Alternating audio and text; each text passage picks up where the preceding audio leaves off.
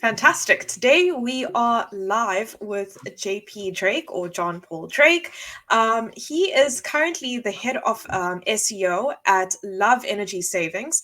Love Energy Savings have been helping UK households and businesses save money on their utilities. Their technology delivers a simple switching experience for multiple utilities, including energy, water, and connectivity. So John Paul Drake heads up the SEO team there, and we are very excited to have him on today. A very unique company, a very interesting company to chat about. And yeah, we're very excited to have you on today. So JP, how are you? Yeah, I'm very well. Thanks, Shreya. Thanks for the intro. It's nice to be here with you both. Awesome. Fantastic. Thank you for coming on. JP, if you can just kick things off by telling us a little bit about how you got into SEO and a little bit about your career journey leading up to Love Energy Savings, that'd be great. Yeah, sure. So I've been a search marketer of one flavor or another for about 16 years now. I got started on doing PPC on the Google Jumpstart team in Leeds when that first came about, like trained by some lads who came over from Dublin. I'd just been a call center worker to that point, but luckily got on the Google thing when it came in, realized that I might be onto something.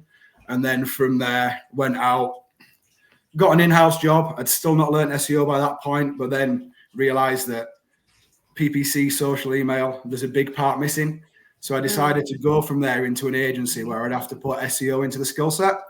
So that's now about 13 years ago when I started actually doing SEO, and then, rounded out that whole search marketer sort of role, and did 7 years in the agency. And as most people will know, that's where you learn a hell of a lot of stuff. It's a little bit crazy. Most of them are a little bit crazy, spinning plates.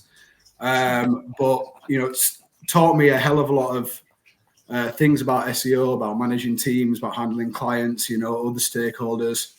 And then from the agency, I'm a Huddersfield boy, love working where I live, where I'm from.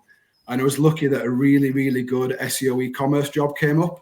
A company called Buy It Direct. They've got a few websites, Appliances Direct and Laptops Direct, probably being two of the bigger ones, and Better Bathrooms as well.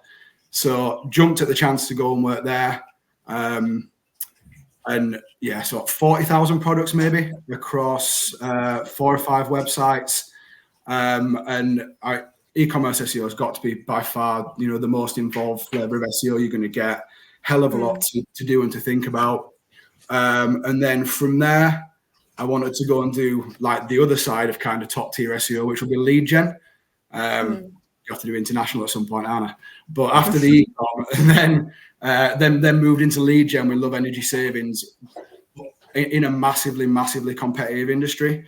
We're not even one of the big comparison sites. We're not one of the household names. We're not an energy supplier, but that's who you fight with. So it was, another chance to just step up that challenge and fight in a different vertical.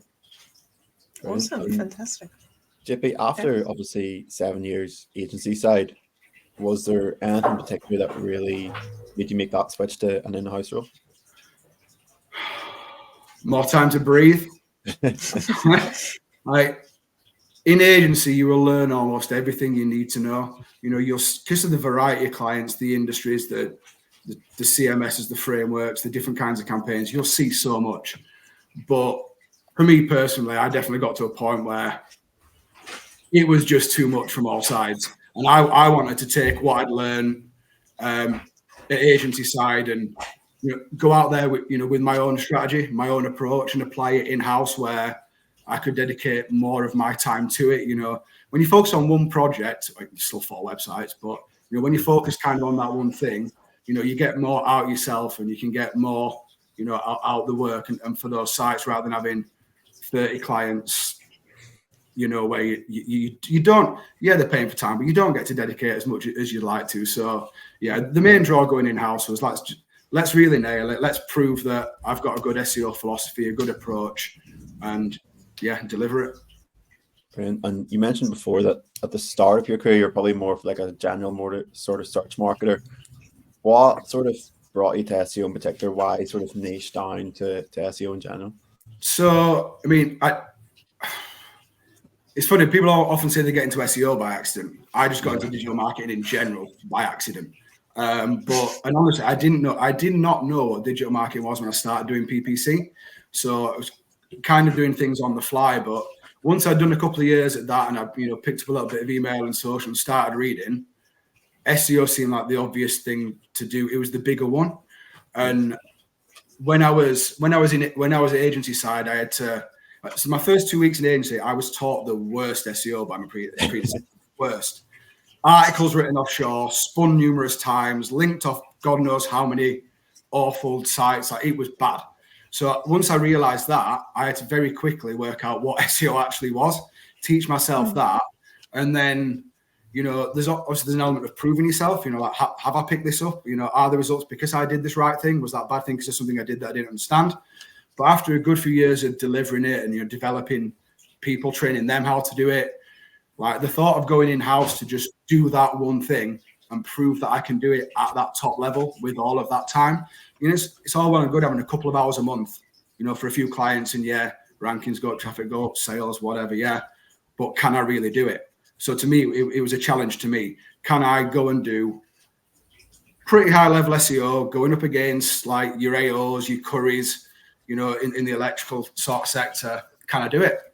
And that was one of the big drivers for me. Like, let's focus purely on SEO. I knew I didn't want to go back to paid ads. Why would I do social or email?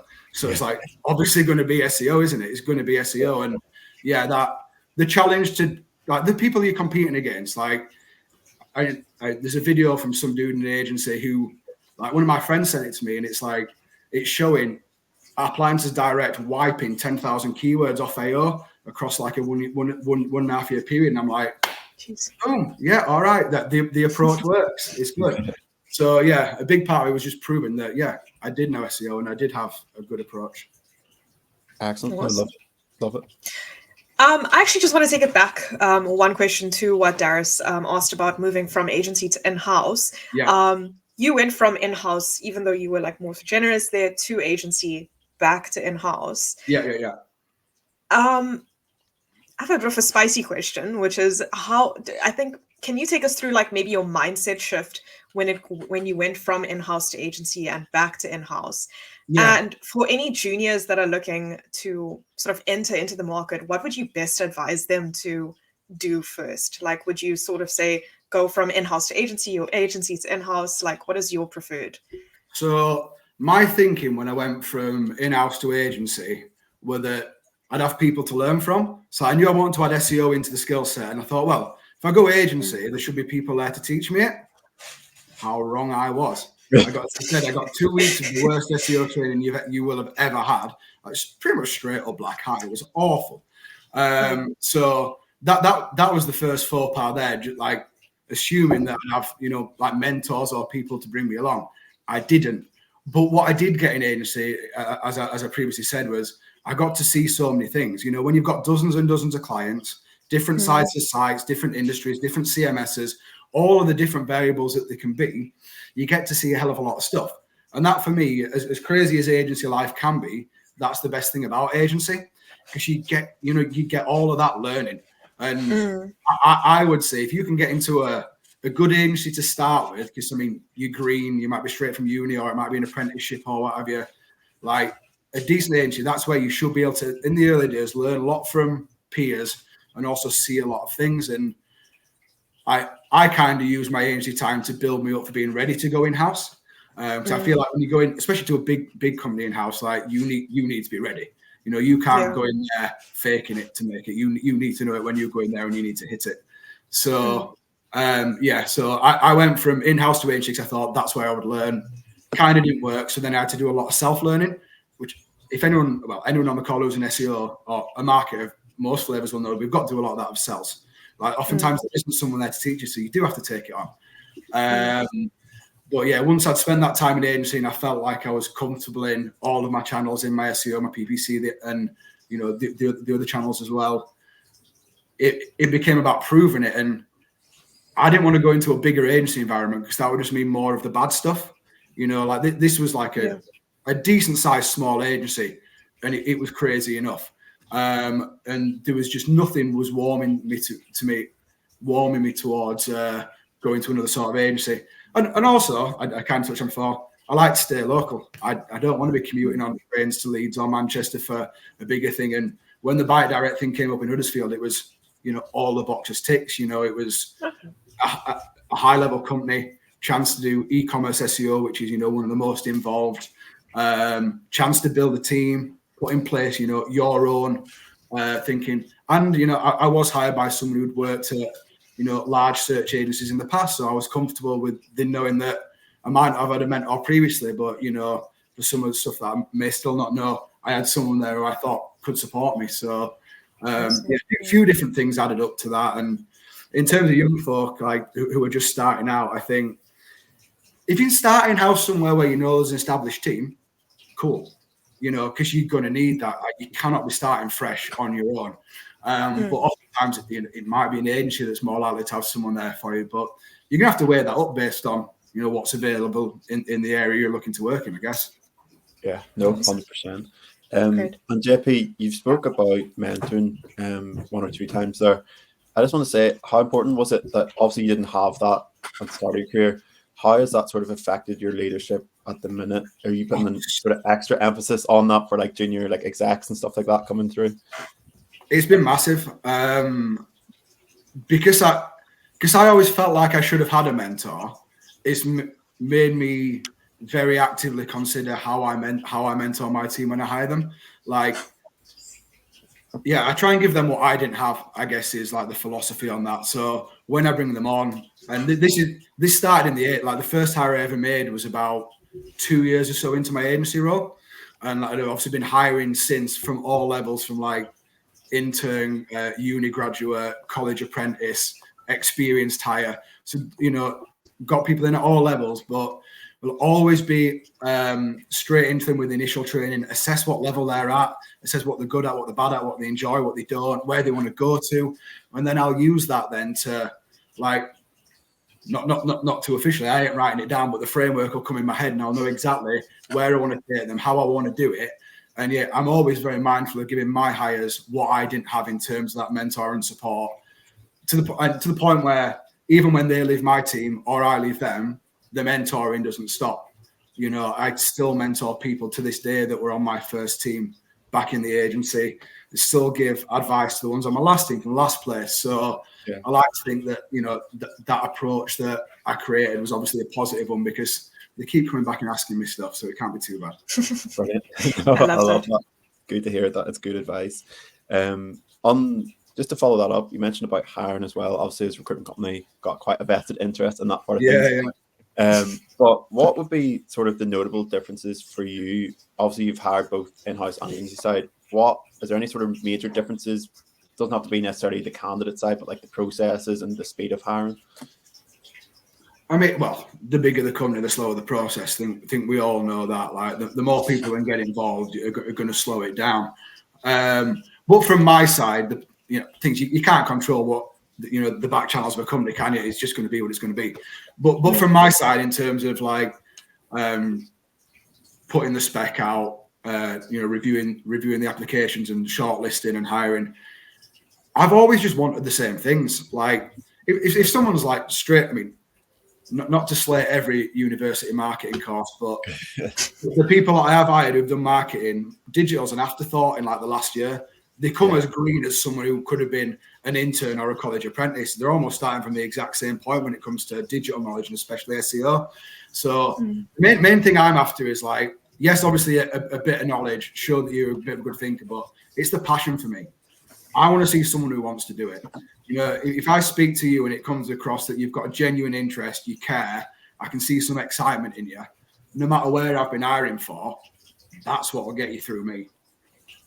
And from your experience, do you think it might be hard to tell, but do you reckon it's been easier to hire when you were in-house or agency side? Was there anyone that sort of the quality of candidates was slightly better, or there was more interest in one of the roles?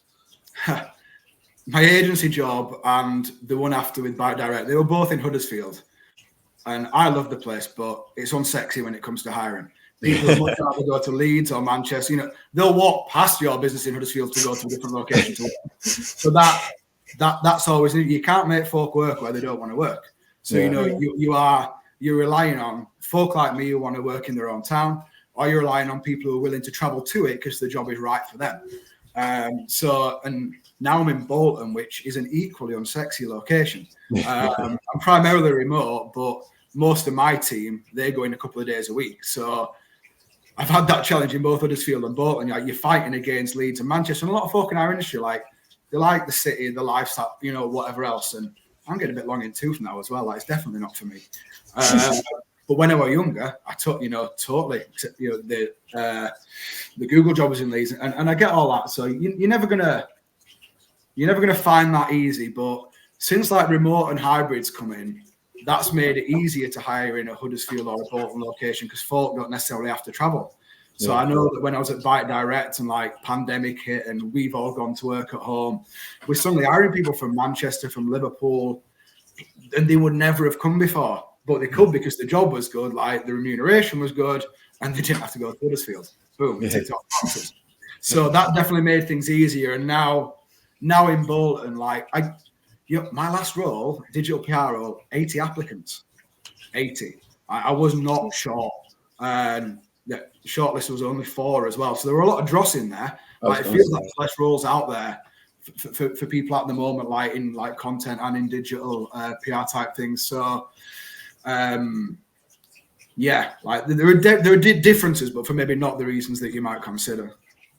No, excellent, love that. Cool. Derek's kind of stole a bit of my question. So keeping on that train, how do you identify when is the right time to hire? I think that's from your previous role, I think it's best to explore that. It's a hard balance identifying when's the right time, but I'm generally of the opinion that SEO is never done. You can never really sit back and say, oh, we're done. There's probably always something that you can find resource for, especially in e-com. Tens and tens of thousands of products. When I started there, I was the only person. I was the only SEO person for 4 or 5 websites and tens of thousands of products. I knew on day one that I needed to hire someone. And it was only took 6 months of those 4 years to get Edwina in my first hire there. And even now at Love Energy Savings, you've got to balance what works on the plate now, what you think's coming up over the next few weeks, months, whatever. And you've got to plan ahead. You've got a war game. You've got to think, if I bring in this resource now, am I keeping it 100% full for a couple of weeks, a couple of months? The last thing you want to do is hire someone for something that turns out to be a bit of a flash in the pan project, and then you're like, shit, don't really have any work to give you now. That's the absolute worst place you could end up in. So you just got to balance that off and make sure that you're sure in yourself that you've got the work to keep this person not just busy from the company's perspective, but also keeping them engaged and interested and developing as well. You don't want to bring someone in for drudge work that's not going to keep them going. So there's a few things to weigh up, to balance, and if you're lucky, you've got an experienced CMO like I've got now, you can bounce these things off, who's been there before, and can help you make the right decision. But I think for the most part, it becomes pretty clear, doesn't it? I've got this much resource, I've got this much work, that's in the pipeline. I don't need someone. It's not the hardest of things to weigh up. And then when you are hiring, you place a lot of emphasis on just being that mentor that you didn't really have per se when you were younger. How important is the onboarding processes for you? And especially I think with Love Energy Savings now, when you're growing the team, how do you sort of tackle onboarding new team members? Cool. So I think there's been times where I have had onboarding training decks, but not so much for the SEOs. I had that a lot of Bite Direct for people in other teams who could impact it, just to make sure that whatever they did in their role, that they just thought, I'm just putting that in that box, that in that box. No, that box does a thing, and that box does 2 things. So back there, I had to have different training sessions for different staff members, different teams when they started. With SEO hires, I'm more side by side.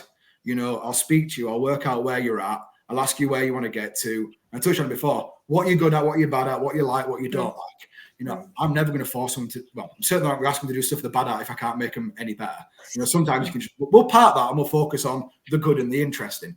But I'll make that assessment pretty quickly as to where I think you're at. And then from there, a lot of it will be side-by-side demos.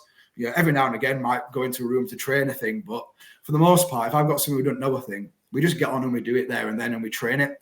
I have recently at Love, just for the sake of knowing, because there's a lot of things in here about SEO. I don't know what I've said to who and when, or how well I might have said it. So just my own peace of mind, I put together, it's been like a 4 to 5 hour, you know, multi session training course, like just on my overall philosophy and my approach to SEO. And I've done that with my SEO team, like, and that's the strategist, the content, the PR.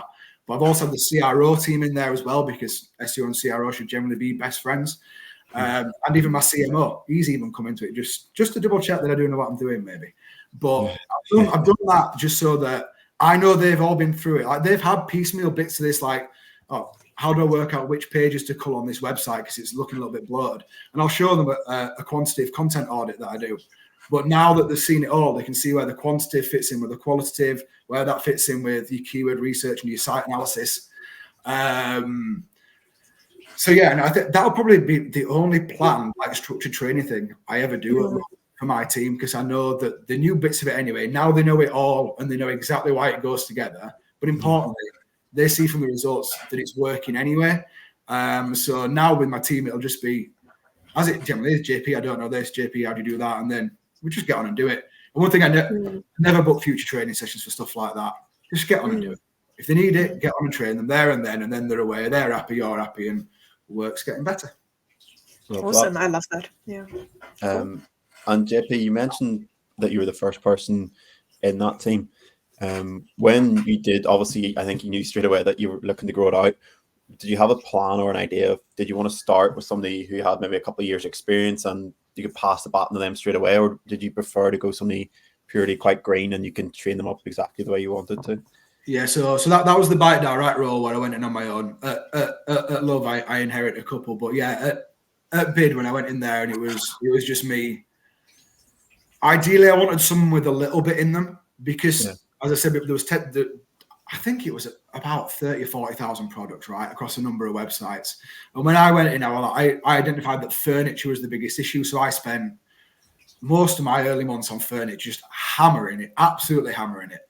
And then I was like, right, I think I've broken the back of it now. I want to bring someone in to keep this going, because worst thing that could happen then is I go and focus on one of the other sites, or either entirely or just take too much focus on furniture. So I was like, right, let's go out and get a hire.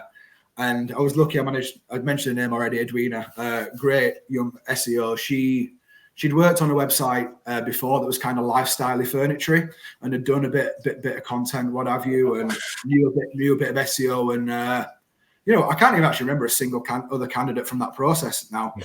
She obviously rose above them all, and got her in. And thankfully, it worked. She was the right fit for the subject matter. Was at a good place that it could give her some initial tasks where you didn't have to oversee, didn't have to help in any way. And then as she approached things that were new to her and out of her skill set, as you would in your first time in ecom, just started to layer that in then. And once that was going all right, I think my second hire I only got because someone got an apprentice they didn't like down the building who kept talking about SEO. He's like, "You want him?" And I'm like, "I trained this guy before in the agency. Like, what's his name?" And like, "Oh, is Ibrahim?" I'm like, "No, I've not had an Ibrahim." I'm like, "Is he passed his English and maths?" And I'm like, "One of them." I'm like, "Brilliant." Like, but go on, check him. He wouldn't show up about SEO and they didn't know what to do with him. So like, right, come down to me. And he'd come from the laptops team. So I was like, right, we'll put you on laptops. You young lad into his tech and what have you. So like, and you've already worked down there. So go on, well, by rights, you shouldn't be on it was an office administration apprenticeship. You were walking around taking pictures of photocopiers and fire extinguishers. Kid you not. Mental. I don't know what job you're supposed to get from that. It wasn't even a digital marketing apprenticeship. Normally, if you get an apprentice, they're doing like a day a week of learning, aren't they? Either in a college or on one of the online providers. But he won. But again, just like Edwina, starting from a much lower base, but just like, right, teach you some basics, and I set them off with a lot of self-learning as well. Like, I'm big on self-learning because I obviously had to do a lot myself. And yeah, I'll mentor and train my team, but I expect them to keep themselves up to scratch as well. So I set them off with search engine. That's been my Bible for years. So I set them off with a load of stuff on there, some stuff from Moz. Like once you've read all that, come to me, and then we'll get stuck in. And got him stuck in, and we worked on that English. He's much better at those metas and all that copy now. He's doing so much better. And then you just, it's nice when it's natural like that. The first bit was a hire. The second was thrust upon me. Worked out brilliantly. Like some of his work got shout outs on LinkedIn only a couple of years ago because we were smashing eBuyer and people were noticing that as well.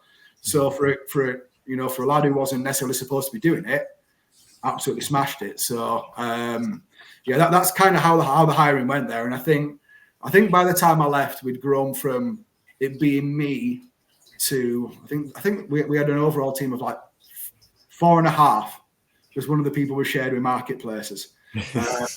But yeah, so I think that if you've been in the role for like 3-4 years by that point, the results going the right way and they keep letting you hire, then it's obviously working. It's obviously paying off for the company, and and every time it's the same. Just wherever and the final two, they were both uni grads who, I mean, they'd tell you themselves they're both done marketing and they didn't really know much about the stuff we were going to do. So assess the level, work out what they like, what they don't like, where they want to get to, and do it.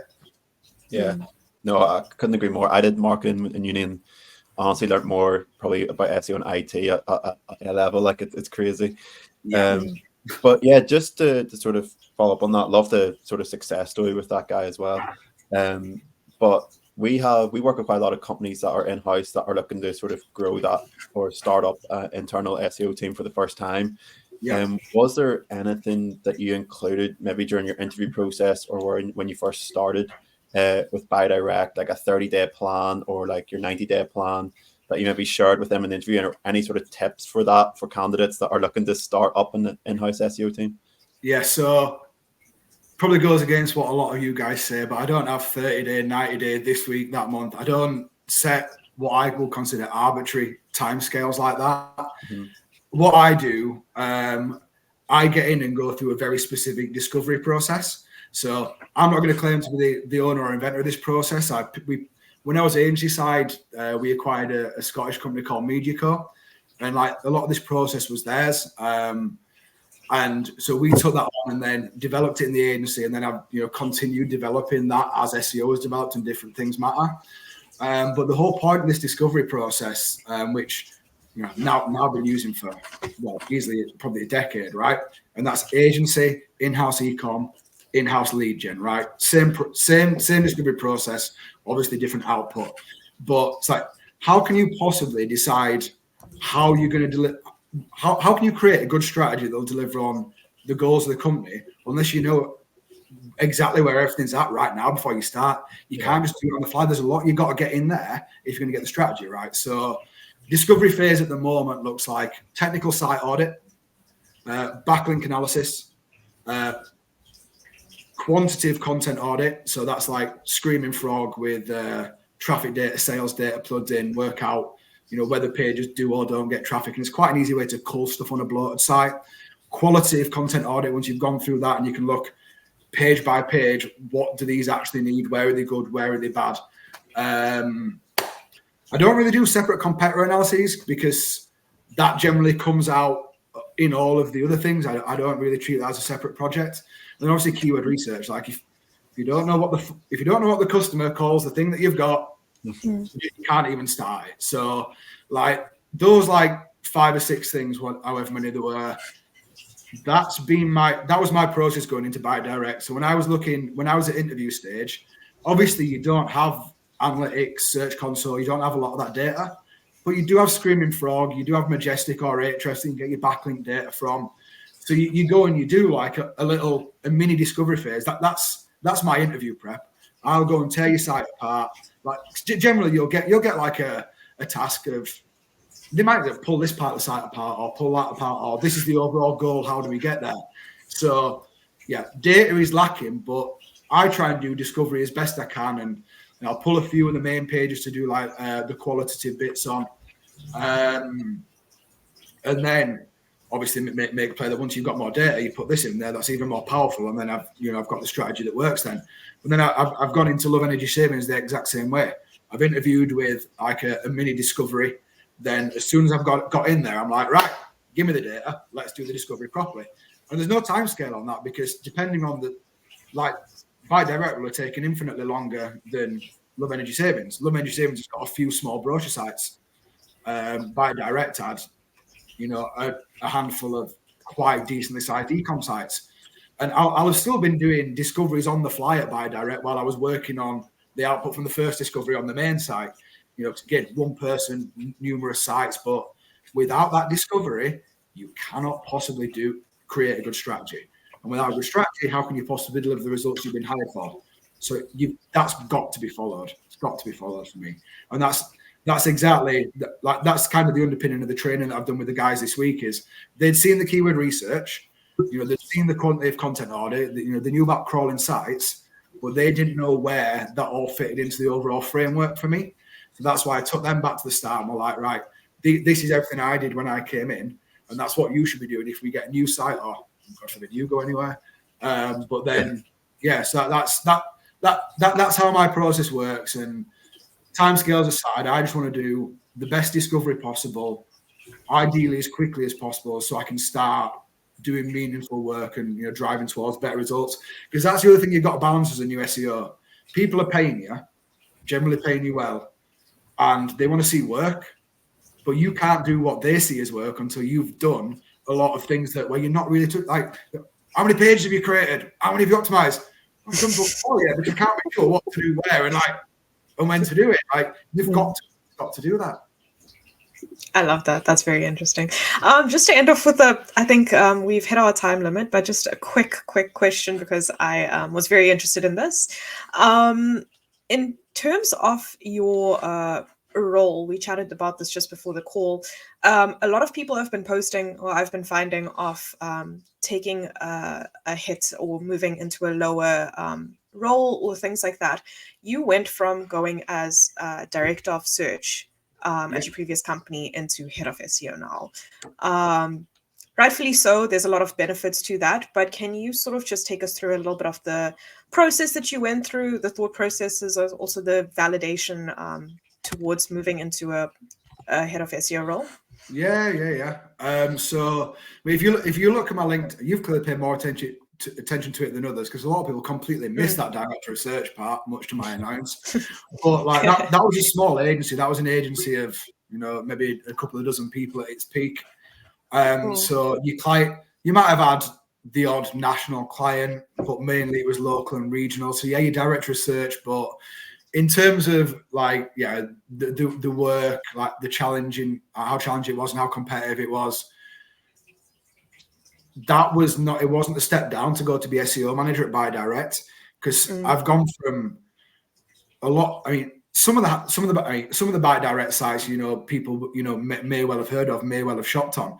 A lot of the stuff I was doing in the agency just what wasn't really that way. So to go from director of search to SEO manager, but SEO manager, I was then fighting against, as I said, Currys, AO, eBuyer, all the bathroom lot, all the furniture lot. That's a massive step up. So in football terms, it's like going from third division to first division. Like it's but it wasn't even like one division jump. It was a couple, I felt. And I when I was agency side, I probably had more imposter syndrome then than I've ever had. And sometimes that came from above me, perhaps not being supported, maybe being judged that you didn't know SEO, you didn't know what you were doing. And hang on a minute, I definitely do. Let's go and do it. So it wasn't a sideways step. It was upwards. It's just the title thing. And I had to go and prove it. I had to go and prove that I could do top tier SEO for myself, and also to throw it in a few people's faces. Had to be done. I went out, did it. On LinkedIn, we got called out for how furniture surged, how laptops smashed eBuyer. That agency podcast about with the 10,000 keywords, appliances versus AO. Like, as much as seeing my own results, like traffic conversion, revenue, rank, all that, having 3 of the sites called out for their performance with absolutely no input from us. Like, we didn't spur any of that on that. It's just people who just decided, I'm going to look at an industry and they pull it out. Or like, that'll do me. Industry recognition's about, peer-to-peer recognition. That's about as good as it can get. So all in, I think I made the right choice to leave agency and go and attempt to prove myself as a good SEO. Love it. Judging by the comment section, it looks like you've done that. So I can't see the comments, but Jay, he was on the hiring team at Bite Direct, and I think my first ever hire was Stephen Bambi, first person I got in the agency. He was threatening to come on as well, and there's people for each role I think that will have popped on today. So that's another thing, that I love, like to get the industry recognition, but then to know that you've trained the next generation and trained them well. That means so much to me. It's like, when I consider what I was taught and it was crap, like, who else is learning absolute shit to start their SEO journey? Like, so to know that I'm training them well, and like the first guy, he went on to be like head of paid media, Australia's 3rd biggest agency, and he started out in these hands. Like, what a kid. So that stuff just that means as much as like any salary or job title or whatever. Love it.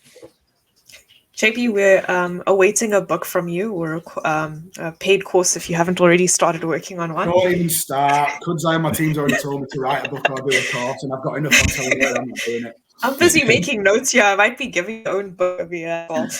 Thank you so much for joining us. It was such a joy to speak to you. It was so insightful as well, and I love your interesting takes and viewpoints on the industry, just managing teams and things like that as well. So all power to you guys, and we'll be looking forward to more exciting stuff from your company and your team in the future. Cheers, guys.